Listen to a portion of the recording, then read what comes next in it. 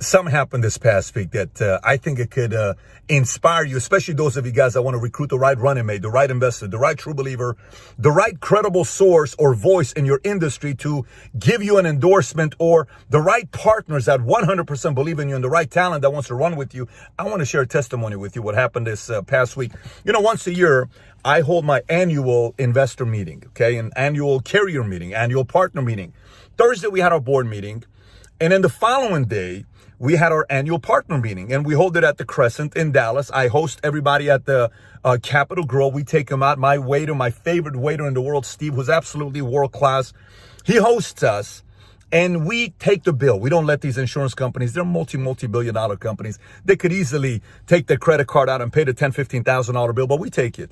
And we show them a good time. And by the way, this is what's so weird about this meeting that we do. Everybody at that table, they're competitors, meaning they're not, they're not collaborating necessarily. It's like, I don't want to give you my ideas on what I'm doing in 2020. And then we got some people that are technology people, pretty much the who's who of the life insurance of the financial industry for the most part, are in one room together, okay?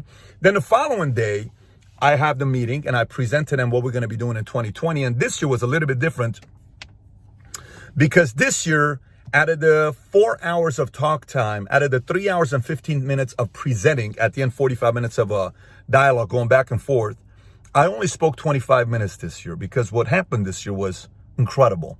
We cast the division, all the blind spots, all our good, bad, ugly challenges we face. We're very transparent, open about what things we struggled with, open about things that we don't know what we're doing, we need their help with.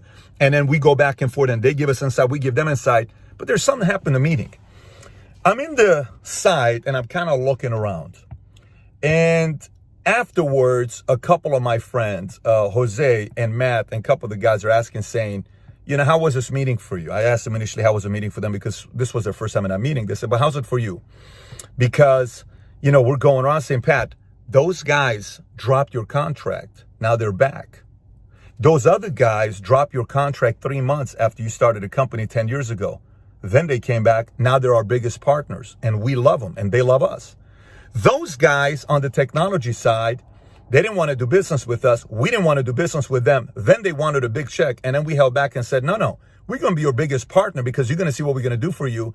We patiently waited until they came up and said, look, we'll do business for you. What do you want to do? Those guys ended up investing into the company. Those guys were worried about me being a 30-year-old CEO with no 4-year degree, no 2-year degree. I've never ran a financial firm before. I don't know any of this. I don't have a CFO, no COO, nothing.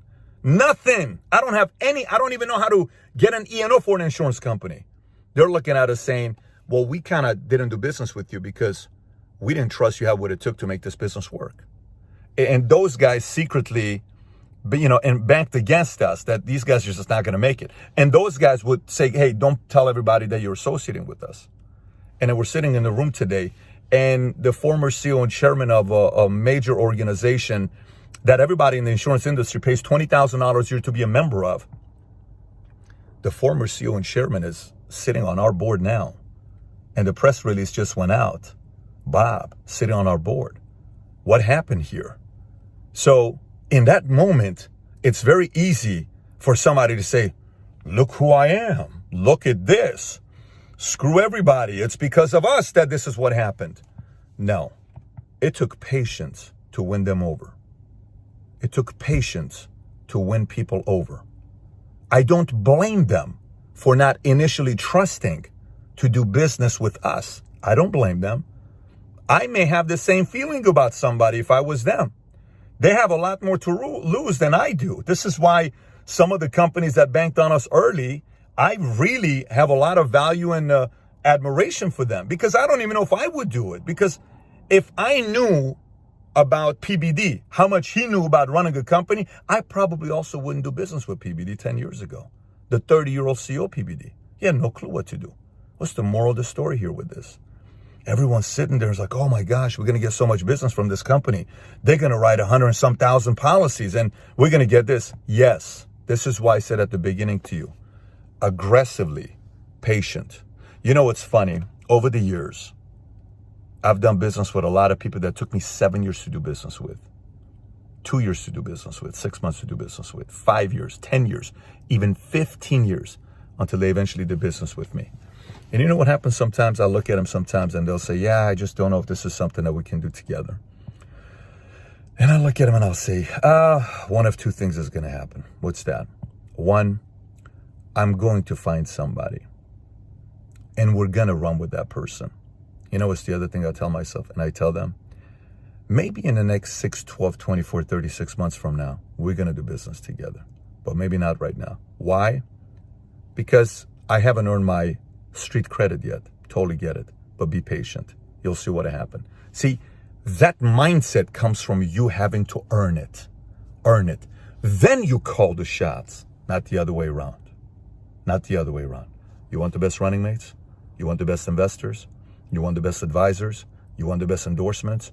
You want the highest level of credibility in the marketplace? You want your enemies to become your frenemies and eventually become your allies and even become your best allies? You got to go earn it. I had to earn it. Yes, sometimes they say stuff behind your back. Yes, sometimes in front of your face, they'll tell you how amazing you are. And the moment they walk and they go whisper to the other guy saying this guy's going to go out of business in the next 6 months. And then it comes back to me. Yes, I heard all of this stuff, but I love it because I understand in this game of business, I got to go earn it. Even when I was afraid, even when I was insecure, even when I was about to throw in the towel and I was worried whether I had the goodies or not, even in those moments. That's why when you win, it feels that good. And when you look at those people's faces and their eyes, you know how they look at you? They don't say anything. But here's what their eyes say. Props. I got a lot of respect for you. Good for you. That's what they say. No words, but the eye says everything. Everything. In that moment, when you experience that, all the money in the world cannot replace that. That's why so many kids of billionaires die to experience how some people looked at their father who made the money and worked his tail off. They can't experience that because they got to go earn it themselves.